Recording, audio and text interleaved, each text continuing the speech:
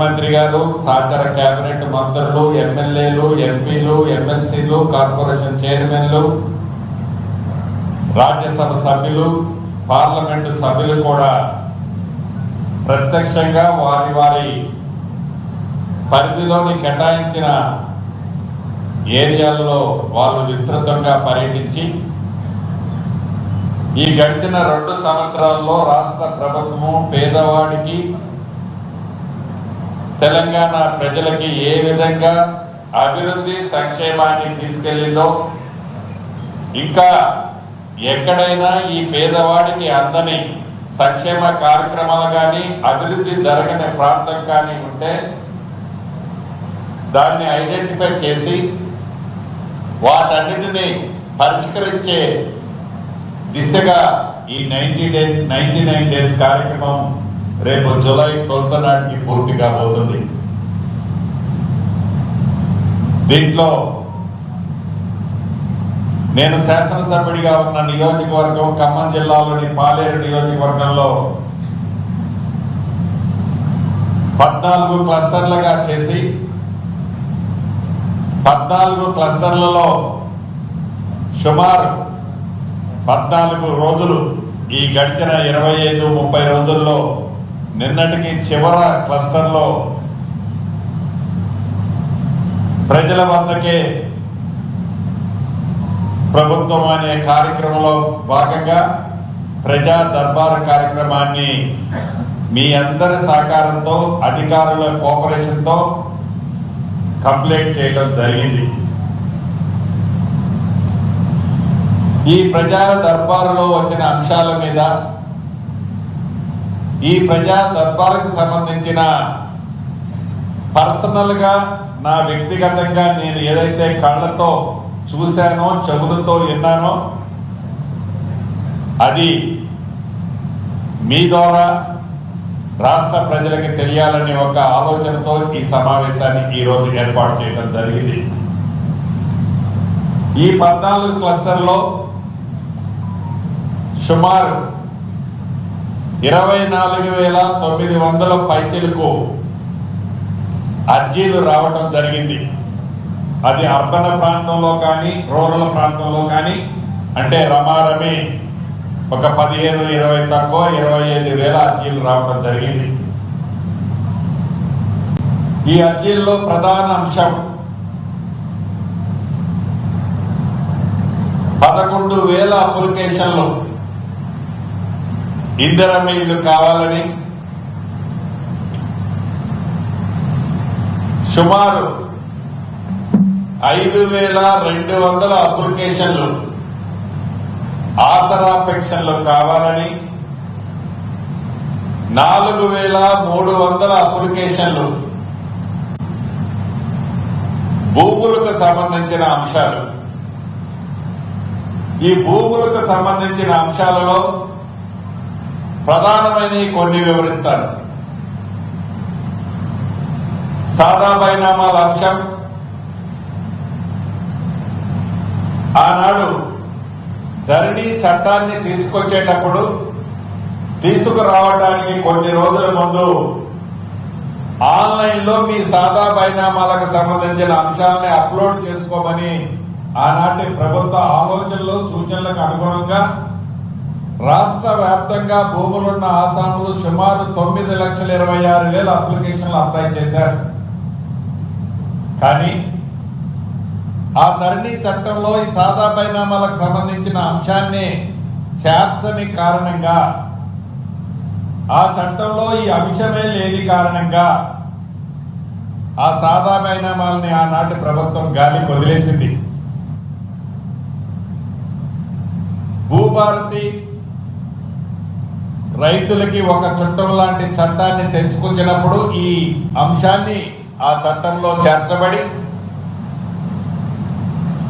దానికి అనుగుణంగా దానికి సంబంధించిన అంశాలు ఆనాడు ధరణికి సంబంధించిన అంశాలను ఆనరబుల్ హైకోర్టులో ఉన్న కారణంగా ఆ కేసును కూడా గౌరవ న్యాయస్థానం నుంచి క్లియర్ చేయించుకొని ఈ 9,26,000 అప్లికేషన్లు రాష్ట్ర వ్యాప్తంగా ఏవైతే ఉన్నాయో ఆ అప్లికేషన్లకు ఒక మోక్షాన్ని కలిగించి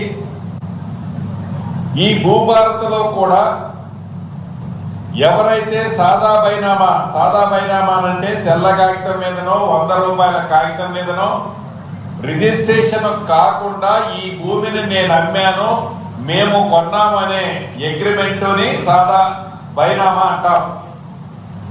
ఈ సాదా బైనామాకు సంబంధించిన అంశాన్ని భూభారత్లో కూడా మేము అమ్మిన వాళ్ళది కూడా కాన్సెంట్ కావాలని ఒరిజినల్ రూల్స్ లో పెట్టుకోవడం జరిగింది. తర్వాత రాష్ట్ర వ్యాప్తంగా వేలాది మంది భూములున్న ఈ సాదా బైనామా అంశానికి సంబంధించిన రైతుల యొక్క సూచనలు ఆలోచనలు వారి కొన్న ఇబ్బందుల్ని దృష్టిలో పెట్టుకొని వారి కోరిక మేరకు రాష్ట్ర కేబినెట్ గౌరవ ముఖ్యమంత్రి రేవంత్ రెడ్డి గారు ఎవరైతే అమ్మినారో వారి కాన్సెంట్ అవసరం లేకుండా ఉండే విధంగా ఆ రూల్స్ ని సవరించిన తర్వాత వడివడిగా ఈ సాదా బైనామాలకు సంబంధించిన అంశం ఈ 9,26,000 ఏవైతే రాష్ట్ర వ్యాప్తంగా పెండింగ్ ఉన్న అప్లికేషన్లలో ఇప్పటి వరకు 5.5 లక్షల అప్లికేషన్లని ఐడెంటిఫై చేసి వాటికి నోటీసులు ఇవ్వటం జరిగింది.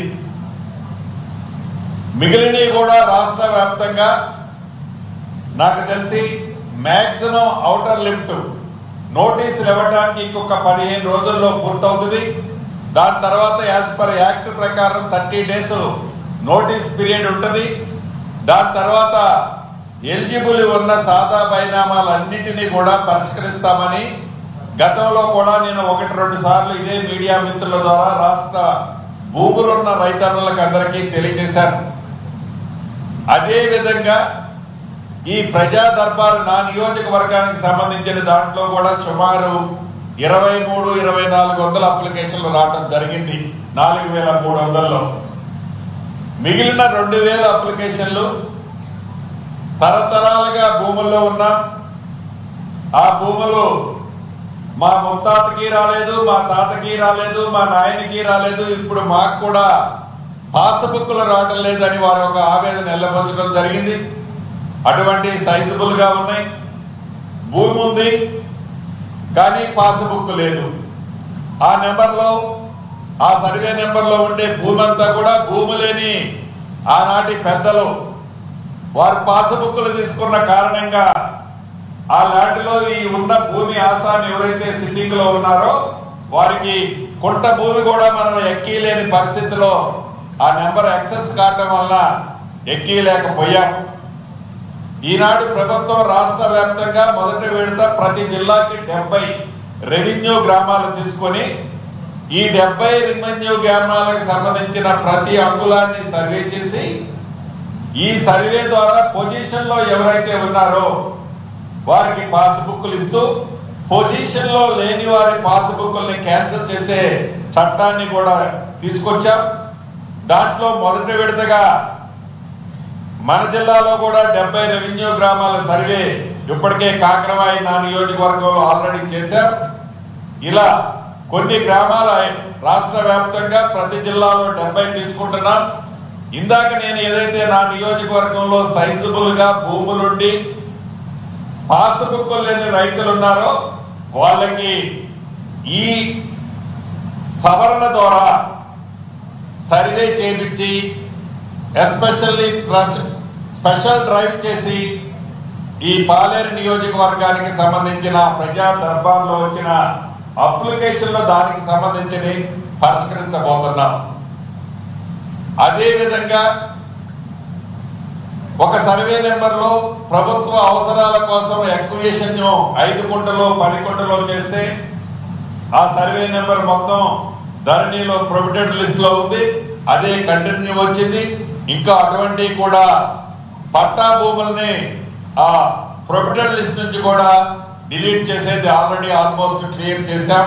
అది కూడా 3 డిజిట్స్ లో సైజబుల్ గా ఉన్నాయి.